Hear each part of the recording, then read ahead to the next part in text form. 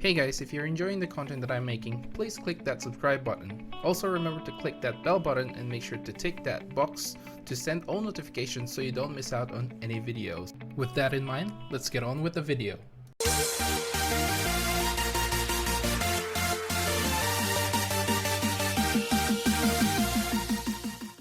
What's up guys, welcome to Monchkinz Gaming, where we take your gaming to the next level. This is Monchkinz logging in to bring you another Dissidia Final Fantasy Opera Omnia video. And welcome to my video guide on the Abyss Beta 6-13 Cosmos fight. So without further ado, because I don't want my intro to be as long as yesterday, let's start with this video. So let's take a look at what we need to do here in Abyss Beta 6-13. So for the missions, you do have to have one white crystal character, one short sword character, and one great sword character. I know I put their heavy sword before, but I think the community is sort of getting into the great sword category for this one.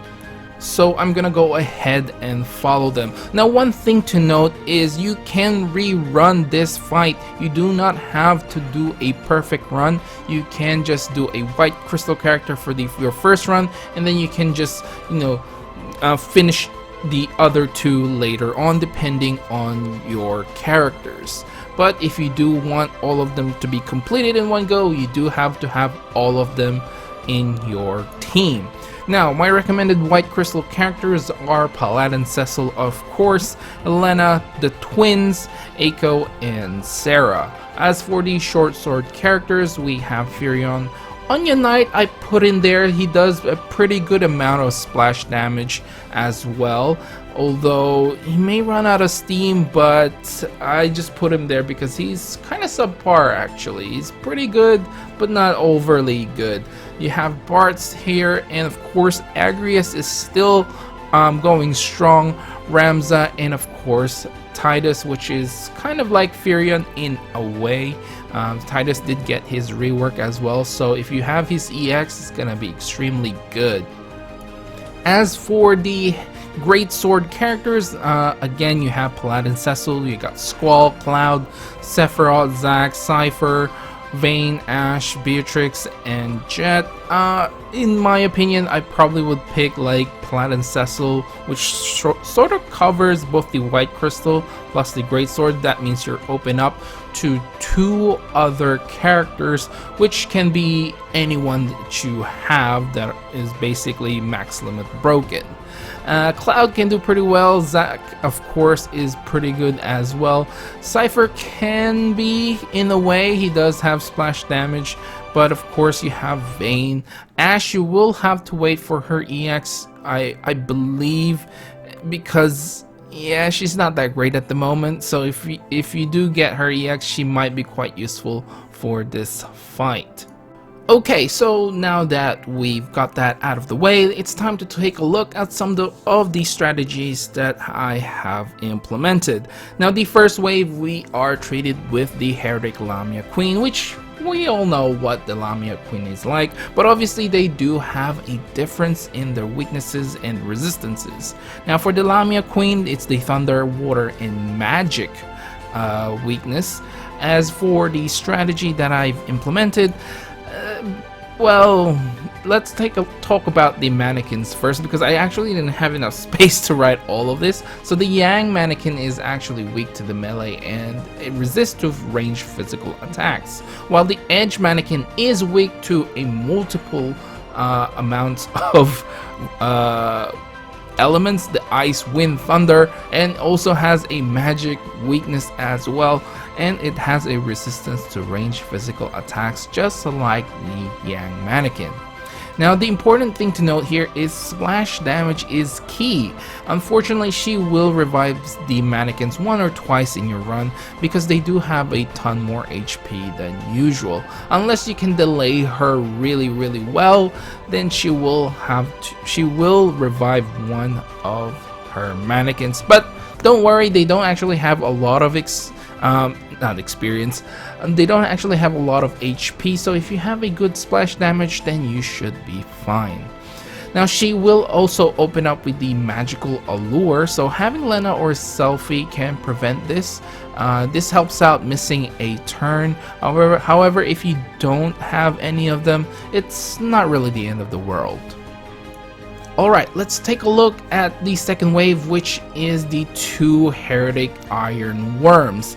Now, they don't actually have any weaknesses or resistances, so you're good to go whoever you bring. The thing is, you do have to bring a healer in this fight, because these worms, as you guys know, they will spam that gravity spin, or they will use Reaper or Shake Off to break your entire team as well. So always have at least one character with enough Brave to take this, because you can't really tell which one they're gonna be using. I know they like to spam their gravity spin, but from time to time they do use Reaper or Shake Off. So just make sure one of your characters can actually take in, and make sure to re-break them as well. The last one for these worms is basically they will spit out the saliva for pretty much most of the fight, which will give you a speed down debuff. Now time for the most boring part of the fight. Actually, I would say it's probably the easiest wave, which is the third wave, where you fight off the Heretic Commander Beast and his Heretic Worker Beast. Now they are all weak to the melee attacks, so the key here, again, splash damage is key. You guys are probably like thinking, yeah, because this is Squall's rework, so they probably want us to use Squall a lot, but yeah, splash damage is key, so make sure to bring those splash damage or AoE characters. The next tip is, it's a little bit of a thing that you can take advantage of. Basically, if you have a tank, you can provoke the Commander Beast, and the Worker Beast tend to follow what the Commander Beast does, or whoever he likes to target. So if you use that to your advantage, you can probably just provoke everyone in attacking one character. As you guys can see, in here I do have Zack with me. Also, if you do have space for a debuffer, you can actually debuff these beasts, basically, because the Commander Beast will try to buff his entire team for his first turn. Other than that, you really just need to burn them down. They aren't that really scary, but yeah, just be careful. They tend to do some HP attacks every now and then, but you should be fine. The Worker Beast doesn't have a ton of HP. They have a decent amount. They might survive like maybe 2 or 3 HP attacks, but you should be fine. The Commander Beast will try to revive them as well, so making sure to kill off the Commander Beast as quick as you can is one of the other keys here. Alright, let's talk about the final wave, which is 2 Heretic Hill Wyverns. They are weak to wind, melee attacks, and physical range attacks. As for the strategy, again, splash damage is welcome. Because there are 2 bosses, then splash damage is gonna help you out. However, you can just concentrate on one of the wyvern. The thing with these bosses is basically taking care of one of them will make the fight a lot easier. They don't exactly have an enrage mechanic, because they do that at the start of the fight when they use Dragon Rage. So taking care of one of them is definitely gonna make things easier. The other thing is they tend to just keep spamming all attacks after they use their Dragon Rage. Now, all attacks, they have a variety of them. However, there are a lot of the Brave attacks, and it's mixed with 1 Brave plus HP attack, which a healer is so welcome in this fight, just to shave off the HP damage taken. Now you can also delay one of them, so you can heal through one of the HP attacks, and then you can take the second HP attack later on if you want to. Other than that, once you kill one of them, it should be a walk in the park. However, you may feel like you're running out of abilities as well, so do be careful. And that's pretty much it. You just have to burn the last wyvern down. Okay, so now that we have gotten that out of the way, it's time to take a look at some possible party compositions. As always, the first one is going to be what you guys are seeing here, because there are no boosted characters in the Abyss beta. So here I have Zac, Lena, and Firion with a Renoa support, and Ifrit for my summon. Sort of like a basic strategy, this is sort of like a trinity in a way. I have Zac for my tank, who does a decent amount of damage as well if he's being targeted. Lena for my healing and support, and I have Firion for my splash damage. Now Firion can be replaced with Tidus as well. If you don't have Firion's EX and have Tidus EX, he is quite replaceable. You can change him to someone else as well. Like I said earlier, if you're just planning to clear the objectives one at a time, then you are more than welcome to do so in this fight. So, but if you switch Firion and Tidus, you should be able to clear all of them, because both Firion and Tidus are in the short sword category as for their weapon.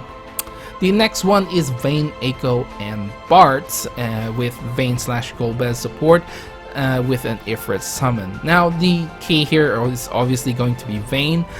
As for the support, I put Vayne or Golbez. Golbez can be a good support as well. Plus, he does a decent amount of splash damage as well. So if you need that extra splash damage, having Golbez here is not a bad idea. So Echo and Bartz, again, Echo is your support plus healing. Bartz can be a good DPS/Brave Battery as well for Vayne. It's pretty self-explanatory. Now the next one is Vayne, Lena, and Tidus with a Quista support and Ifrit summon. Now this is sort of like just an identical party composition in a way. On my first one with Vayne basically replacing Zac and Tidus replacing Firion, as I said earlier. Now this doesn't have a tank, so turn manipulation is key. Well, whenever you have Vayne, it's going to be turn manipulation anyway. You can probably swap Vayne with Paladin Cecil as well, then you have like 2-in-1 and you can replace Lena with someone else, but that's all going to depend on you. But I believe this team can successfully clear this chaos run. Now the final one I have is Zac, Agrias, and Sarah with a Quista support and Ifrit summon. Now Zac, again, great tank. Agrias, a great character. I wish I had her EX so I could use her more, but unfortunately I don't. Basically, Agrias is there to silence as well, and of course Sarah, it has her poison debuffs, a good support character in Brave Battery, and especially if you have her cursed artifacts, then she should be a good option here as well. Alright, so we are finally at the end of this video, so I'll give you guys my final thoughts on this fight. Now obviously the key here is the splash damage. I know Square Enix is trying to make us pull for Squall's rework, so if you already have Squall, then great. If you don't have Squall, then don't feel like you're being forced into actually pulling for Squall, because there are a lot more other characters that you can bring. You don't necessarily have to bring like a splash AoE 100% damager in your team. As you guys can see in my party compositions, I didn't even use Squall in them, so it is quite possible to just clear this with a single target DPS with turn manipulation or shenanigans, just like Vayne. If you have him, this makes things a lot easier. So don't feel like you need to pull for this banner, because there are other options out there.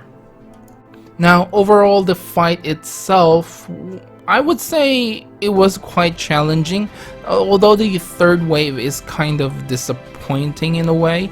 I just don't understand why they had like 6 different bosses that they can choose from, and they decided to use the Commander Beast. Not that I'm complaining, I guess, because it makes things a lot easier for me and for you guys as well, but I thought it would be a little bit more challenging. But overall, a decent fight as long as you have a healer just like Lena or Eiko as well. Paladin Cecil can fill that role as well. That's why I suggested him in my party compositions, although I haven't really tried actually using him in a run, but I feel like he fulfills this role for the entire fight. Like, you need a white crystal, you need a heavy sword, you need a healer. So Paladin Cecil can pretty much fill in those roles, and he has the longevity as well, so it really makes me want to try him out when I get the chance. But if you guys are using him, let me know down in the comments below how he is in this fight. But I think that is my final thoughts. A decent fight, but a little bit disappointing on the 3rd wave, but again, not complaining because it makes things a lot easier for us.